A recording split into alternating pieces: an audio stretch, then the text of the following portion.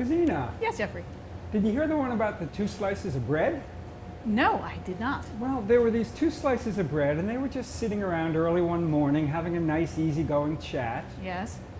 And then all of a sudden, over by the breakfast table, there's this big commotion, and one of the slices looks with complete alarm and says, "Oh no!" And the other slice says, "What's the matter? Look there! Look there!" "What? I don't see anything. Don't you see the butter and the jam?" "So what? Don't you know what that means?" "No, what does it mean?"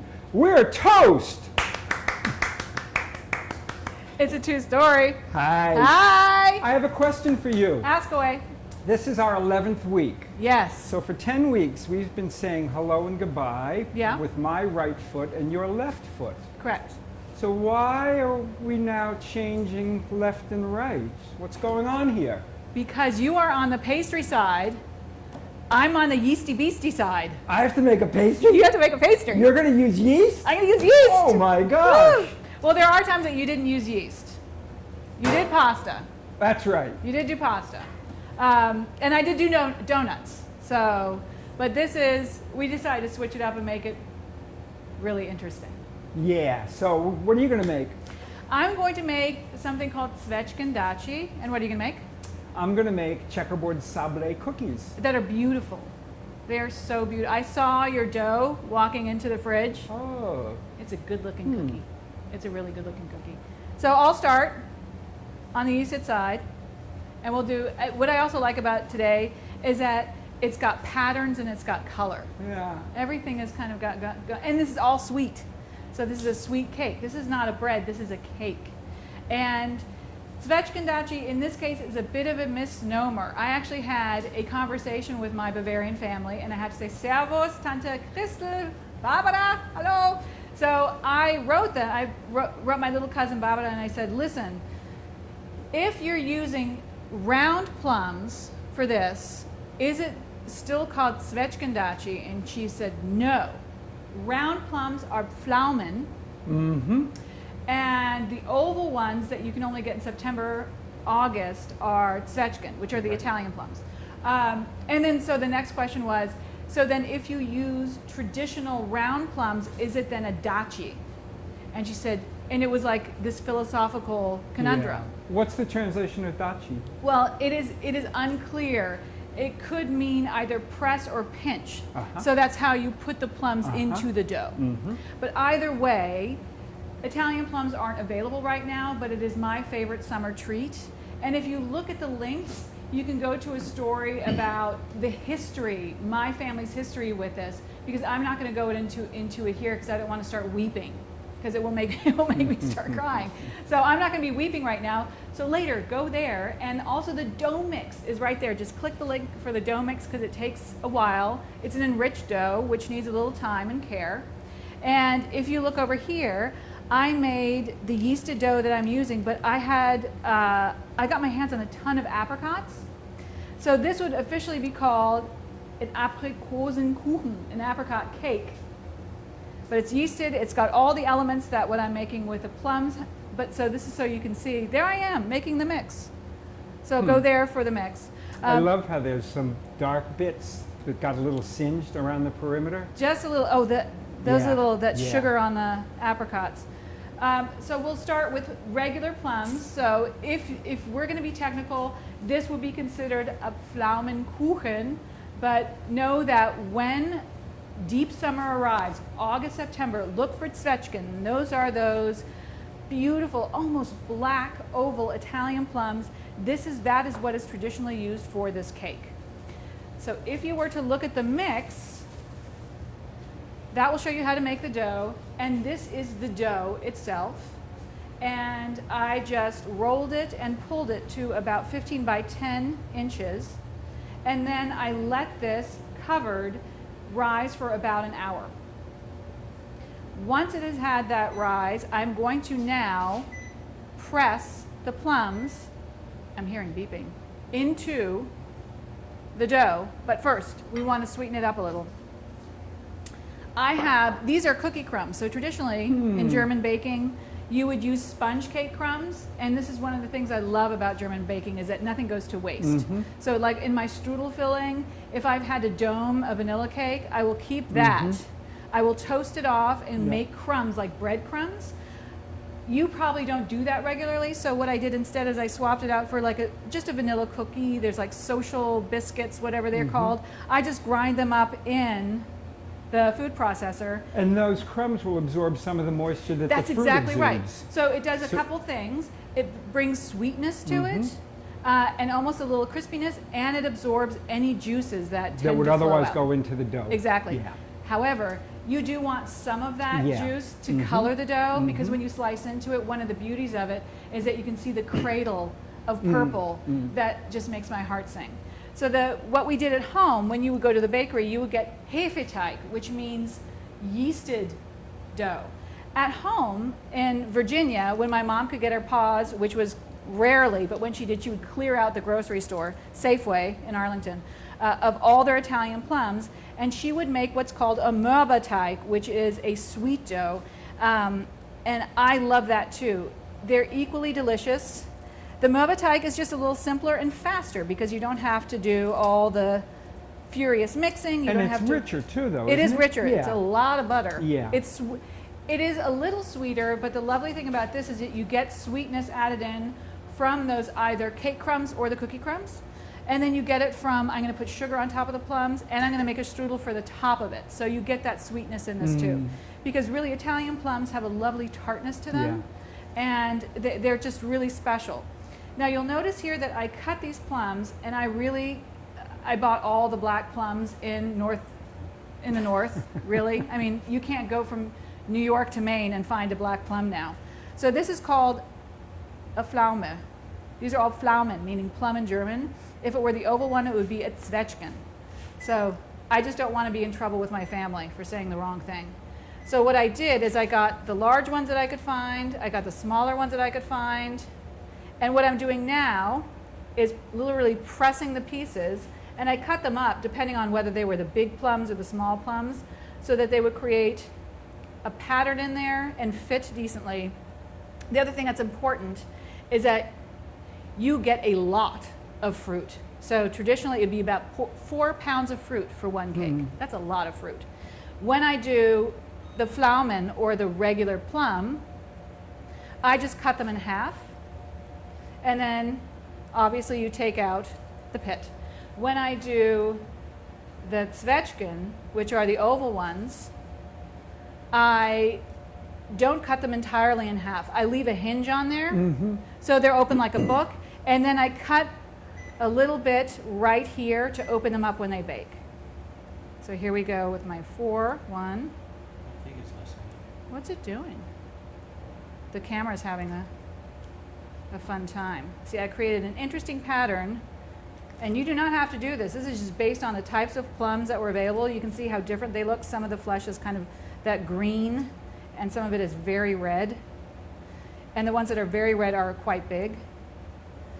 What I would also recommend when you get your paws on the fruit is to make sure that it isn't too soft, because that will make cutting them open and pitting them virtually impossible. You will just be juicing those plums. So other than plums and apricots, are there other stone fruits that would be used in Germany with a Hefeteig?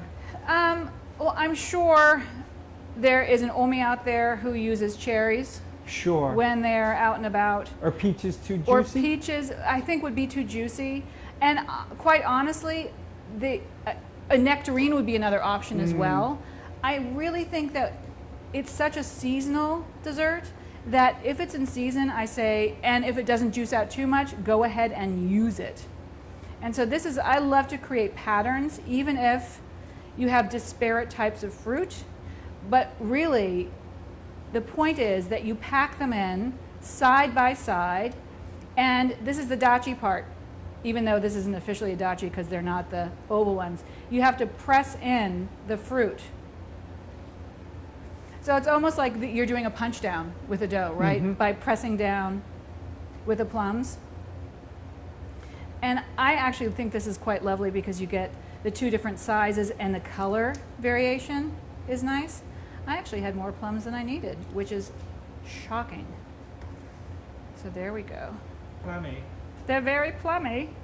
So I have 5 of the smaller ones halves side by side, and I can only fit 4 of the larger ones. And then before I cover this up, I actually am going to essentially macerate them a little bit with the cinnamon and sugar so that they do juice out a little bit. So that creates also a little glue for the strudel when it goes on. But because oftentimes, especially these black plums, when you see the skin looks a little dry, you do want them to juice out because they dry out pretty quickly in the oven. And the sugar will draw juice out. They'll just, so you'll, essentially it's like macerating when strawberries when you want them to be nice and juicy. We're going to be sweetening this up and getting some of that juice out. What's also pretty traditional when you are finished baking, when you have exposed fruit, you would put some apricot jam on top of the fruit to make it shiny and sweeter. And it'll preserve it a little. And it'll preserve it seal as well. But I'm going to be putting so much of the streusel on top that there won't be any room to put lovely apricot jam on top. So now I'm just going to cover this and let this rest for about 20 minutes, and then it's on to you, sir. Okay, so you're not making your streusel now? After Okay, you're done I will with your get my cookies. stuff out of here. So, if you're looking at this recipe, you just click on the links that are in the description.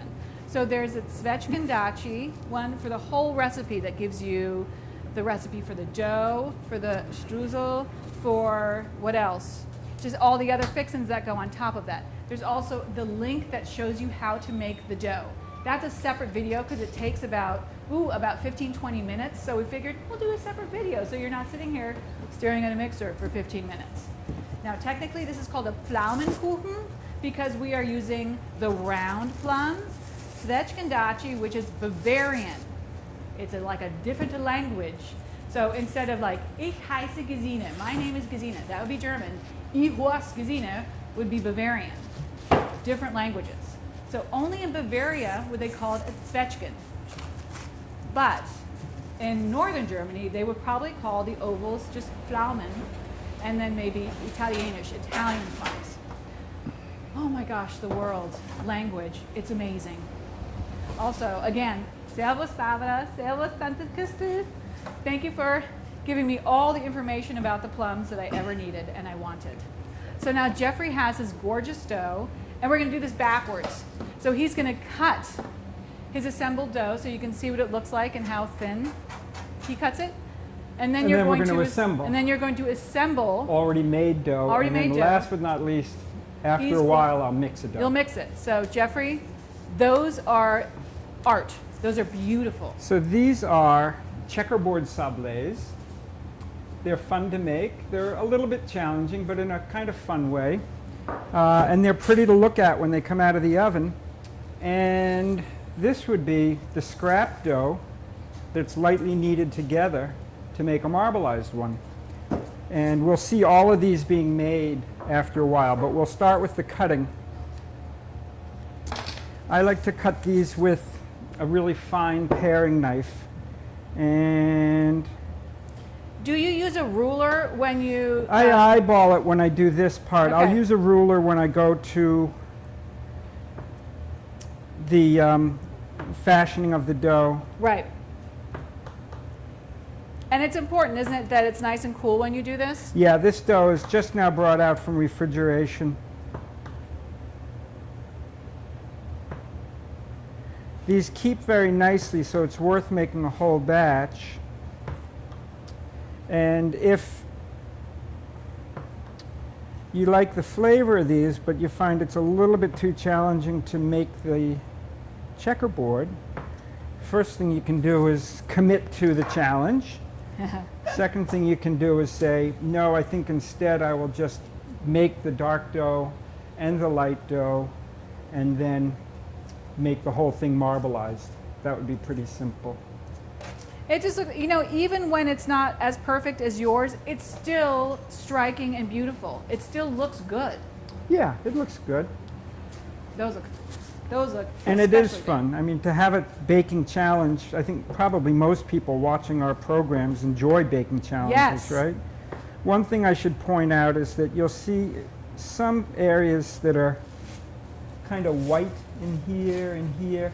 That's butter that wasn't completely creamed. It won't be visible after the bake. If we had big blotches of that, that might impair the visuals of it, but this is pretty minor.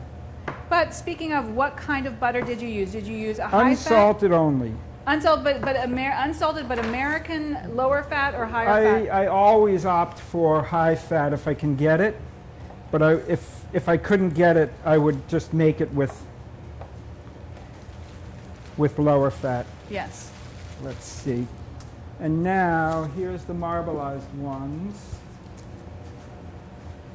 And the marbleized ones are from the trimmings Yep, of when that's you are simply doing. the trimmings. That's all.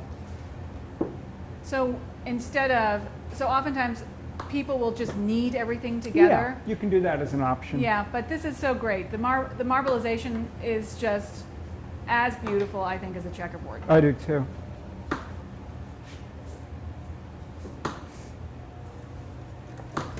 You'll want to make sure that your knife is nice and vertical, so you don't, that's an exaggeration, but try really hard not to have it angled to one side or you'll have different dimensions. It's harder than you think. Yeah, it really is. I am a notorious angle cutter.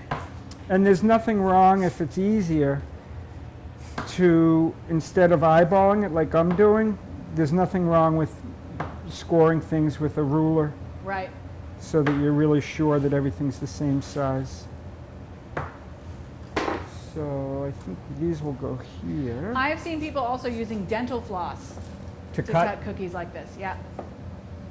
And it works well because especially with a round, it stops you from doing the angle because you draw the pieces together. And for some people, it's just easier to do than cutting with a sharp knife. Huh. Use that. For efficiency's Neither sake, right? used nor mint flavored, always waxed. Okay, so here's our cookies. Let's see, there's no convection in the oven, right? So I don't need to have No. cookies here? No, it should be fine. Okay, good. All right, I will put these in. Maybe we'll go for 12 minutes. I'm assuming these will take 14 or 15 minutes, so I'll set a timer for 12 minutes. And this oven runs high, so this is at 350. So just, you will know your oven because they're all liars. So your oven might be better at 360 for this, but this one runs hot, so it's at 350. And whoa! How even is it left to right? Oh, it gets darker on the right side, I believe. So why don't I go 8 minutes and then we can turn the trays around. Yeah. Better? Yeah, I'm gonna do this again because sometimes it ignores you when you do that. There we go. Okay. Now I'll go get the dough and I'll show you how I assembled the doughs from cold dough into the checkerboard. So This is the fun part. This is the part that can be very confusing. So even when you read the directions, you'll go, huh, what? It's great to see this because it brings some understanding to the written direction. This is where visual is so important, where things like this can get a little confusing in the written recipe. And what kind of cocoa did you use for this? what kind of what? Cocoa? Alkalized cocoa. I think it was, no need to name brands. There's plenty of good brands out there. Now, obviously you can make these any size you want. I like small cookies. I'm really, really fond of cookies in general, well-made cookies. And I like these very much because they're not particularly sweet. In order to ensure that you have reasonably even and square cookies, one thing that can be very helpful is to have some kind of a guide so that you're rolling these to the exact same dimension. So you can buy different guides, or you can do like I did, which is say, well, I can just cut a couple of slats of wood. These are 3/8 of an inch thick. So if I'm going to have 4 layers, that's going to mean 1.5 inches high and hopefully 1.5 inches square. So this to me is a really important tool. Gesine, can I trouble you for some flour, please? Yes, of course. Bench flour? Yeah, I can just put in a bowl thank you. for you. And here's how we do it. Flour the bench, flour the dough, And then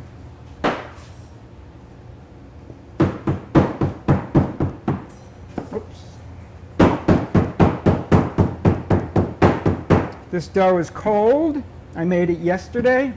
You could make it certainly 2 or 3 days, probably 4 or 5 days before you're going to assemble it.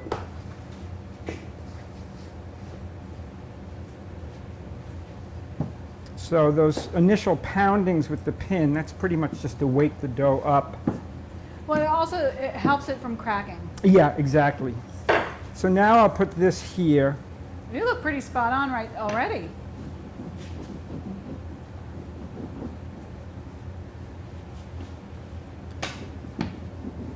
Any tricks for if you have gotten too thin?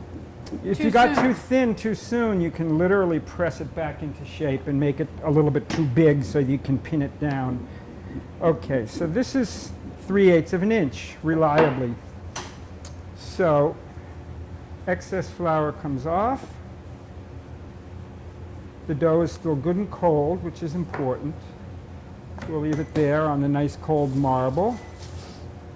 And now we'll do the chocolate one in the same way. So a little flour, little flour, little flour.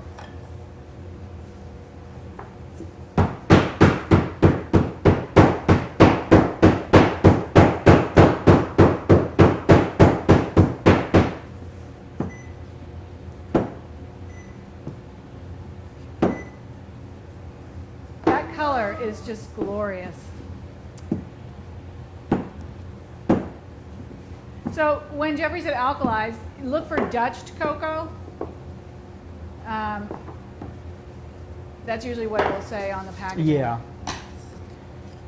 And now, you know, the world has changed for buying ingredients in such a lovely way that you can usually get nice quality cocoa and chocolate at grocery stores, and that used not to be the case.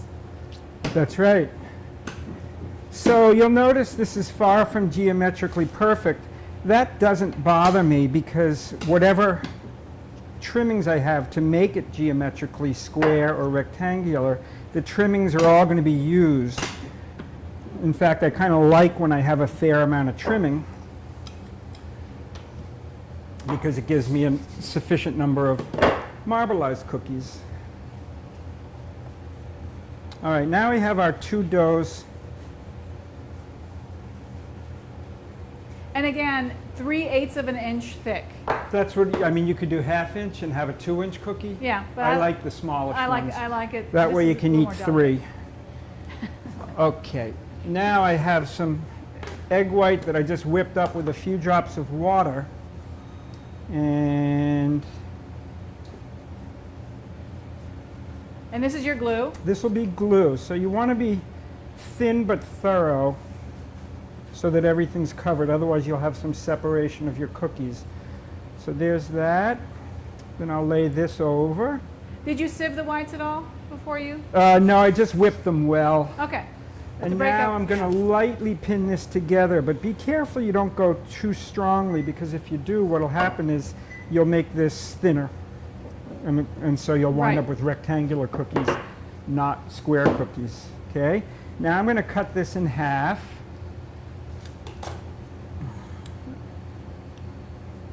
That looks about half, so I'll score. And Feel then free cut. to use a ruler. Feel free to use a ruler. And now, I'll turn them around. thank you. Now I'll take and lay them like this. So there's my 4 layers. Bring this seam so it's nice and even. Again, lightly pin it. Okay? And now I'll cut this to make it more of a reliable rectangle. And these are your marble scraps. Yep. Now, if I go into here, I'm going to create a lot. So I'll just go to here so that I won't create quite as much. And I'll have that little blip over there, but that's not going to be a big deal, as you'll see when we get to the assembly portion. And having a knife that's long enough is also Yes, important. and deep enough too. Yeah.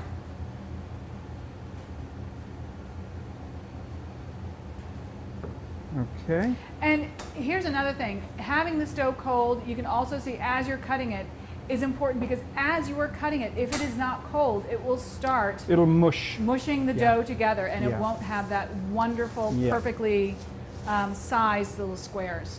So this is the trimmings from before I baked, when I cut the logs that are in the oven now. There's no reason to throw those out, so they'll just be born again as more of the marbleized dough.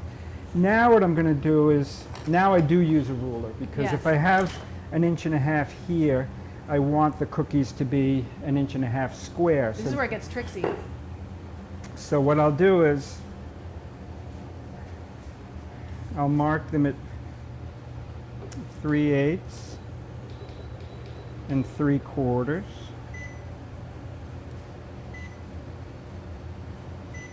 You know what, I think I'll go this direction. What's the matter, Ray? I'm gonna go this way. His camera's having a day. 3/8, 3/4. 3/8, 3/4.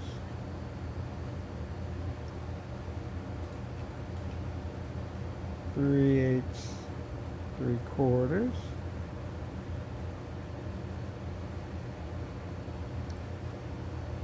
Where am I here? 1, 2, 3/8, 3/4. Okay, I'll do the same thing down here. That'll ensure that I do get a straight cut.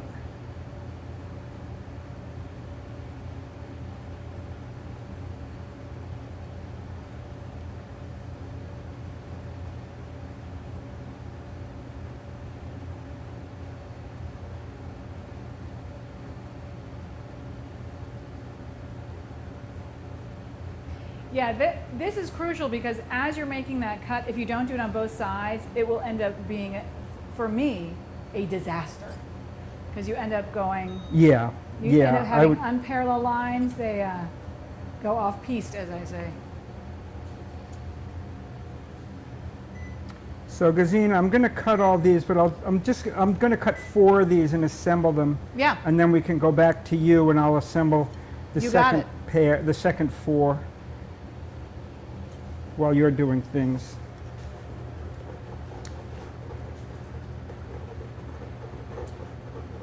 And this strip here, that'll become more marbleized. Okay, so now I've scored them. Again, be really careful and keep a nice vertical knife. and make One. sure you know where your thumbs are while you do this.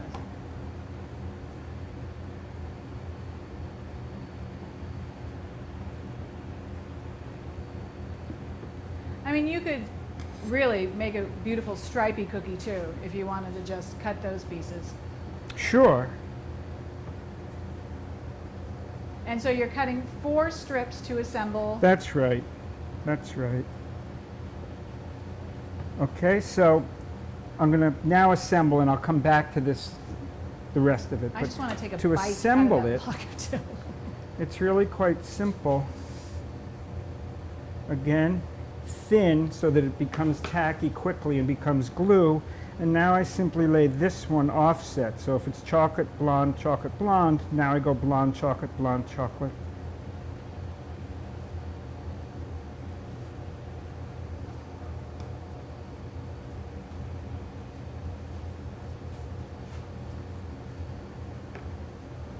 And then I go opposite.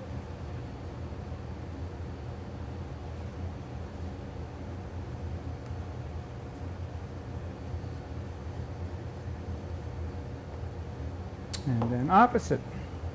That's beautiful. So there's that. And now just a very light pinning. And while it's still cold,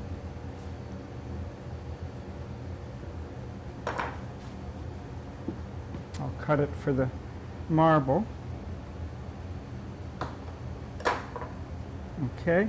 at this point, these will be wrapped. I don't want to do the final cutting until this is totally cold. So you could make the dough today, tomorrow bring it to this phase, chill it for an hour and bake it, or tomorrow you could bring it to this phase and chill it for 2 or 3 days and then cut it up. So if you're going to have a bunch of people over and you want to make a reasonably fancy cookie, you don't have to do it all the day they're coming over. You can get the work done in a slow procession.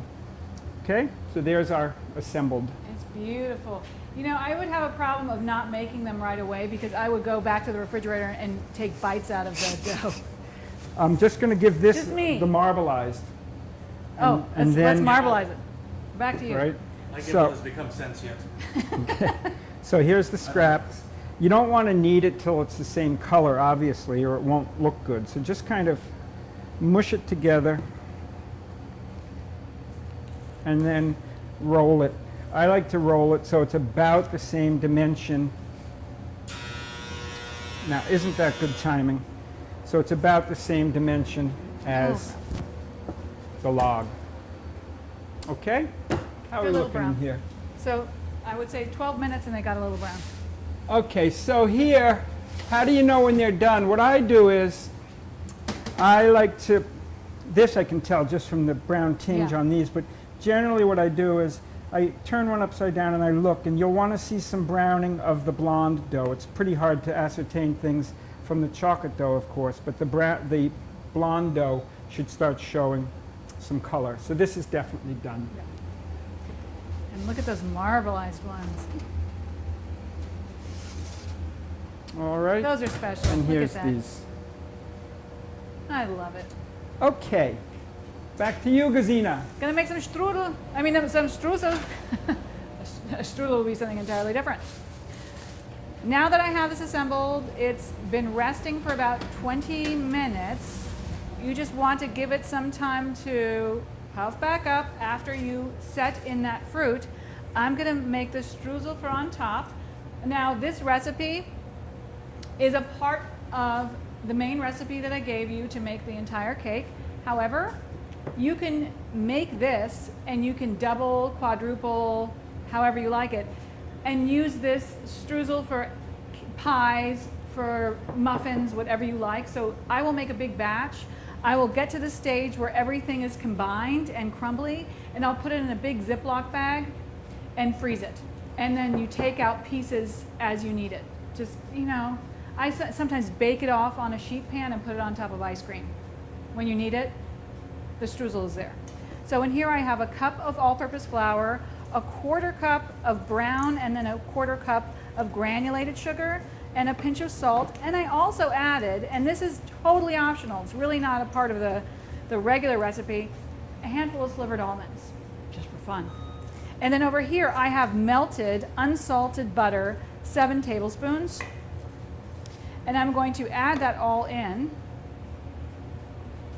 I have a little flour off to the side because sometimes you feel that you need to add a little more flour in to make sure that those crumbles really aren't too butterlogged, but this is actually looking great. So at this stage right here, where it's still a little floury, but you're seeing obvious chunks, I get in with my hands. I don't use my hands right away when I first put in the butter, because then you would be wearing more of the streusel than you would be actually putting on your cake. You would just look like a monster.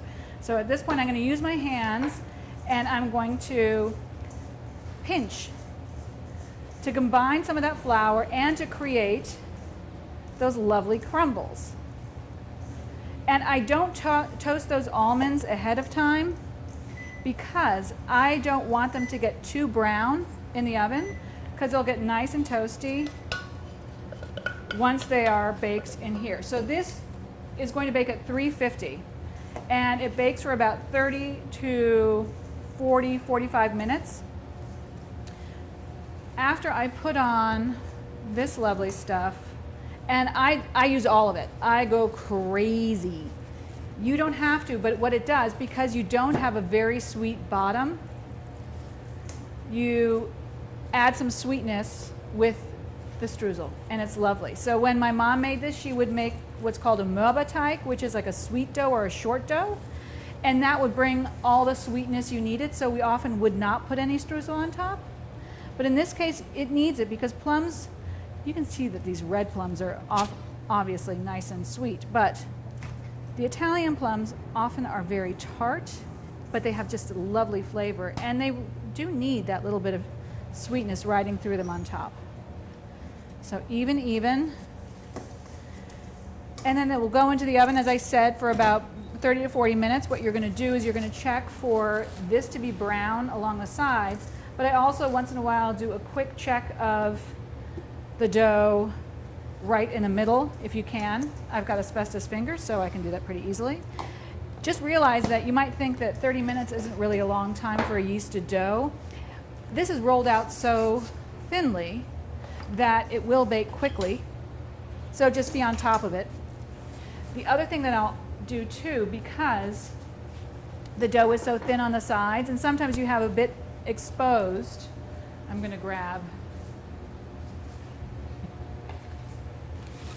the biggest aluminum foil in the history of aluminum foil. If you don't have one that's this wide, because this is kind of unusual, what you would do is you would take two pieces and overlap them. But I have found that this 18-inch wide one is perfect for my purposes.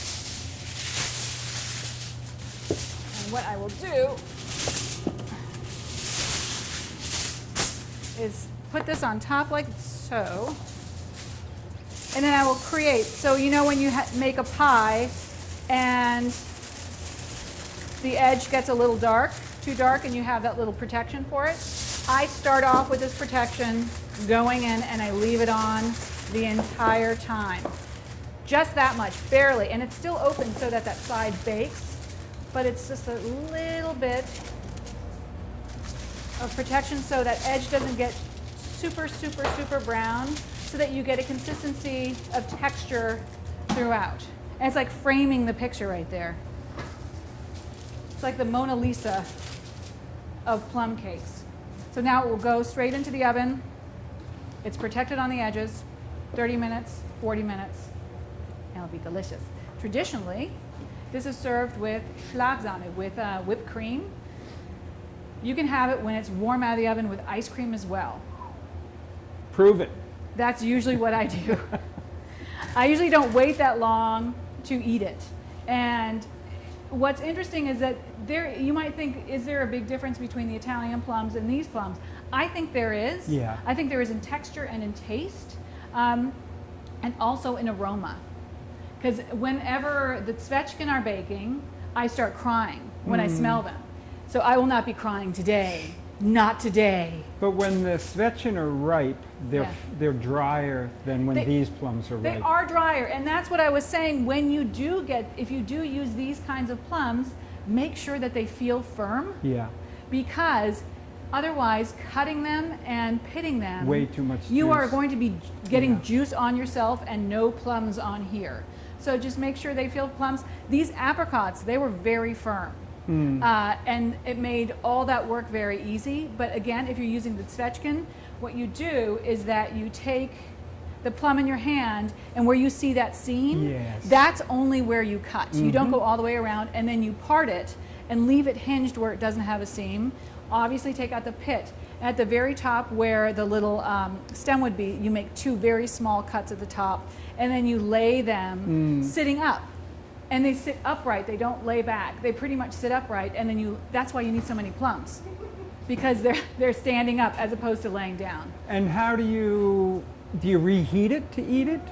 If it's 2 or 3 days old, or what do you do? You can, it's totally up to you. I've been known to eat it like cold pizza. What about the difference between the Hefeteig, the yeasted one, and the Mürbeteig unyeasted? Which one has a better keeping quality? I would say they're pretty much equal based on how you treat the top of it. The Mürbeteig has so much sugar in it that it keeps pretty well. And butter, it's got more butter. And butter, it has more butter too. So it's almost like the Sablé cookie you did. And then it has that kind of also sandiness. Yes. Well, Sablé means sandy. Yes. The Hefeteig tends to dry out, right? So putting a little apricot jam, if you're not going to eat it all at once, is not a bad idea, just to keep it nice and preserved. But I find that especially when now, if you are starting to entertain socially distanced, you can make a big thing like this, cut it up while it's still hot, and have it on its separate plates ready to go. Do you have to keep the plums 6 feet apart though? No, You they don't. have to be Only close the together. People. Just the people. Plums are always close together. The people have to be distanced. So this way you can feed quite a few people without going back and forth for servings. You can just parse it out, and the plums will tell you where to cut. That's right. It's so tremens that way. It's say, this is where you cut and nowhere else. So this is going to go in the oven for those 30 to 40 minutes, and the whole bakery is going to smell like juicy plums. And now, Jeffrey. Now it's time to mix dough. It is the dough mix. So, you okay, Ray? Please continue talking. Okay. I have a technical difficulty. Is the filming happening? I guess it is. I see myself over there. So, It always happens. The filming is always happening. This is the vagaries of live. as always, things are in a reverse chronology. So the last thing is the mixing of the dough. This is a pretty straightforward cookie dough that uses the creaming method, which means cold butter and sugar and salt get creamed until they're reasonably smooth. I'll show you what that looks like when we get there. After that, the eggs go in. In this case, it's just yolks. There's no whole eggs. And finally, all the flour goes in at the end. So I made already yesterday the vanilla dough, the light dough, and now I'll make the cocoa dough so that I have, again, one of each, and I can do something with it when I get home. But what I love also about this recipe is that when you make the vanilla dough and the cocoa dough together, you make the vanilla first. Yes, I think I put that in the recipe, You did, right? and you Yeah. scrape out all the vanilla dough, and then you don't have to re-clean the mixer. Right. You just use it as is when you do the cocoa dough. So a few things to look out for when you're doing the creaming method. The first would be you'll want to have cold butter. If I wound up with room temperature butter, let's see, where can I plug this in, Gesine? Oh, I'll do that. That's my job. Sorry. I'm coming over. Okay, thanks. If I started with warm butter, there would be a distinct danger that the cookies would spread. They would have too much spread to them. So you want to start with cold butter when you cream. You're going to move it closer to me, and then I can... Oh, sorry. There we go. Nope, got it. Got it? Okay. Yep. You'll want to cream on medium speed so that you process the sugar and butter reasonably quickly. So again, you're not warming up the ingredients. And it is easier to cream with European butter because it comes together more quickly than the American butter, It which always tends seems more to... plastic It's than more European plastic. butter. It is more plastic, and it's easier for cold creaming. Although that being said, there are some very good high butter fat American butters Yes, absolutely. now, which is great. So scrape this a couple times as needed. Depending on your mixer, you may or may not have a little film of butter and sugar that just stays on the bottom or on the side and never seems to get into the party. So if that's the case, scrape the hook if need be, the paddle I mean, and then continue. When I was learning how to do creaming method, it was with French pastry chefs in the 1970s, and what they would do is they would run some of the butter and sugar between their fingers to get a sense of the granular size of the sugar. They would want to not take it to the point where the sugar was completely dissolved, but take it so that the sugar was somewhat reduced in terms of particle size. And so I've always just stuck with that method. They knew what they were doing.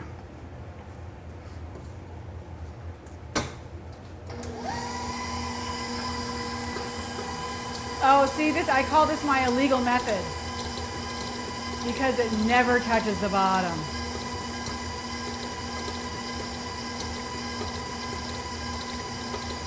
I can still see some particles of pure butter, so I know that I have to keep creaming to get them incorporated.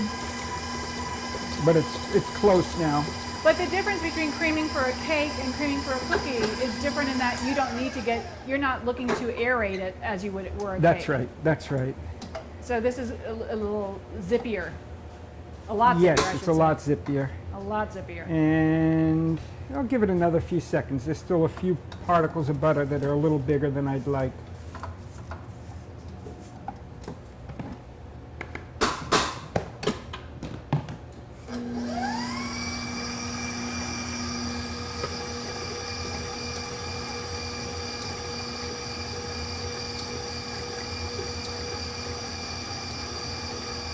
Now because I don't know that Ray can get in there with the camera troubles, before you add the egg, could you definitely. Bring the bowl to camera? Yep.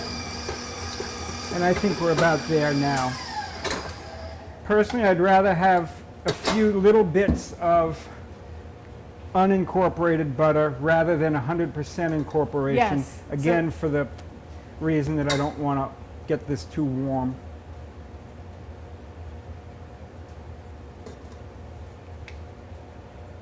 Yeah, that should be good. So you were feeling that they were smaller but Yep. not The disappeared. sugar is more or less almost all dissolved. I can feel a little granulation. Okay, after this, in goes the yolks. So you can see that's not light and fluffy as you would have in a cake. How many yolks is that? This is 2 yolks and vanilla. And again, you'll do this on medium speed.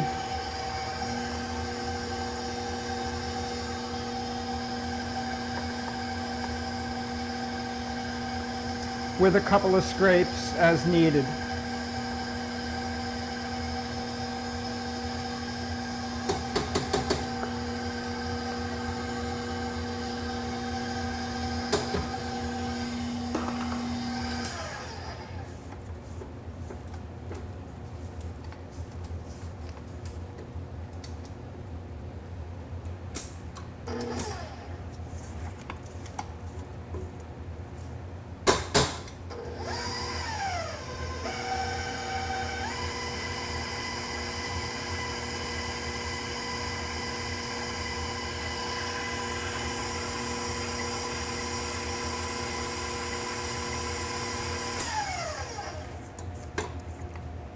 That's the other thing, is that scraping is so essential, and many home bakers don't know how often you really should be scraping. Which is a very good reason why when you're mixing any kind of dough, it doesn't matter how experienced you are, the best thing you can do is recognize that the entire universe exists right here. So I'm not thinking about what's for dinner, I'm not thinking about who I want to email later on. If I'm mixing this dough, that's the reality that I just want to put all my focus on.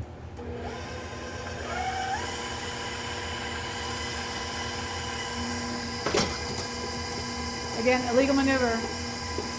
Okay. I do this all the time. Just make sure when you lift the bowl like that, you continue holding onto the handle. This is what it looks like now. Pretty good even incorporation. There's no big signs of butter that didn't get joined up with the yolks and vice versa.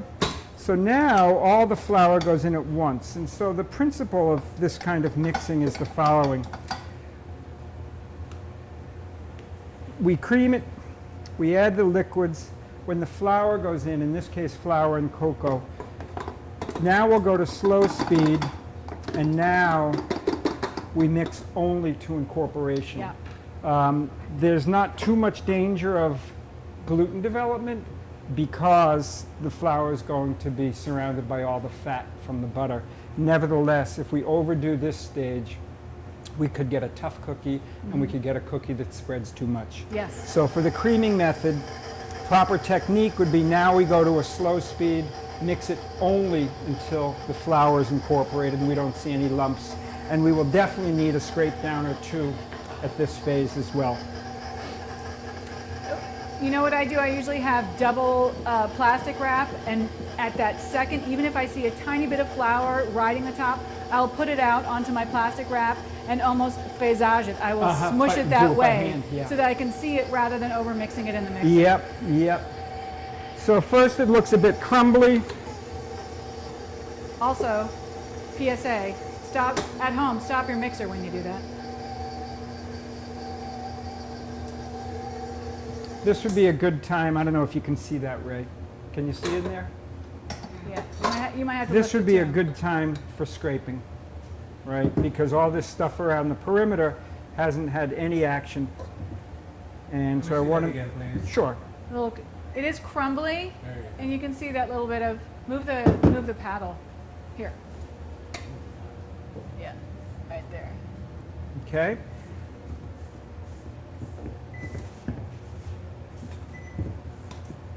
Go all the way down to the hump in the bottom of the bowl. Yes. Get everything freed up, That and then nubbin. continue.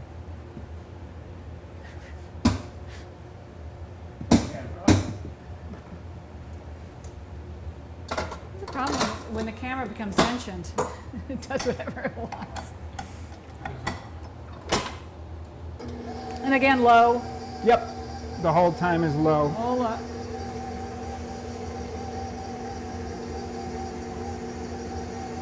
As soon as there's no more bits of flour, we're done. And that is just about now.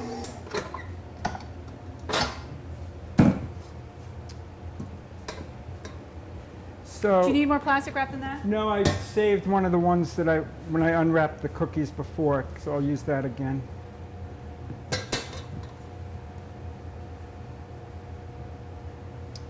This dough should feel tacky but not sticky. That's another sign to look for when you're done mixing it. Does it still feel cool? It's still very Yes, cool, yeah. That's the other thing.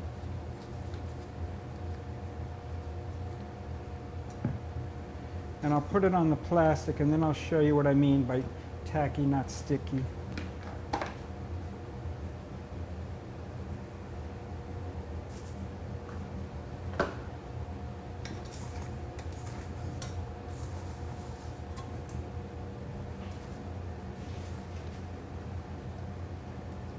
Okay, so when I press into it, it's not sticking to my fingers.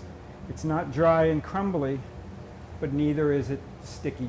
And that's the consistency of the finished dough. So again, you'll start by making the blonde one so that you don't have to worry about washing your bowl, and then right away mix the chocolate one. When you fashion it into a rough rectangle, you don't want to refrigerate it that way. You want to make it an even rectangle. If it's all wobbly like this, you're going to have problems. So loosely, very loosely, put on the plastic wrap, and then now there's room for this to move because I didn't do it tightly. Yeah. Right? Now, several weeks ago, you were doing this when you made the Anversailles puff pastry. Yeah. And you were very precise about getting really beautiful right angles Right. on your butter. That's Yeah. a different application. Here, it's not quite so important that it's a perfect rectangle because some scrap is inevitable and some scrap is desirable. However, you want to make sure that you have a decent depth, right? So that Yep. when you do roll it out, that it isn't That it's not right. That it's thinner not than too 3/8 thin. of an inch. That's right. So here we are. That'll go to bed like this. And again, this can get processed over the next 4 or 5 days. Beautiful. Good. We've had cookies. We've had kuchen that's yeasted. Next week is Yeah. going to be our last show. Right? So It's like we're on a you roller didn't coaster. warn people. We didn't warn you. But, Next week yep. is our last show. What are you making next week? Week 12. How about that? It's been 3 months, Gesine. How I about know. that? Next week It's I'm been going to a make joy. traditional pretzels, German-style pretzels. I'm going to dip them in a lye bath. We're going to talk about all the precautions and dangers of lye and And the alternatives, the alternatives too, if there are any. But if there are any. Yeah. There is one Yeah. that makes. yeah, We'll talk about We'll talk why about that it makes all. us unhappy, yeah. but it is safer. And what are you doing next week? I'm doing a pavlova, so I want to do something that really showcased summer coming up, and it could also translate to your 4th of July plans. Will you give a description of it, please? I think when I say I'm making pretzels, people know what I'm talking about. Oh, a pavlova is a meringue-based cake that has cream on top and berries. There's a recipe on King Arthur, and it's done in the American way where it's very flat. I like to do it like a kiwi does it. I like to make it tall and like a tutu. That's how I've seen it. Because Americans often flatten it out so Yeah. that there's more surface area to put the filling on, but I make it look like the ballerina Pavlova's tutu. So it's nice and tall, it's crisp on the outside, but you have more of that lovely marshmallowy Yeah. inside. Yeah. And I think the elegance is there for the taller versions. Do you have enough whites? Because I've got plenty of whites I at home have from having made these. You have a so lot many of whites. whites. Okay, good. I have so many whites. So yeah, so next week is week 12, and it will be the last one. So Last it's going to one. be a little bittersweet. It will, but thank you so much for spending time with us. It was a Really. joy, as always. As Thank you, always. Jeffrey. We'll Yeah. be back on our normal sides next Bake time. well. Bake well. Be safe. Yeah. Bye bye. Thank you. Bye.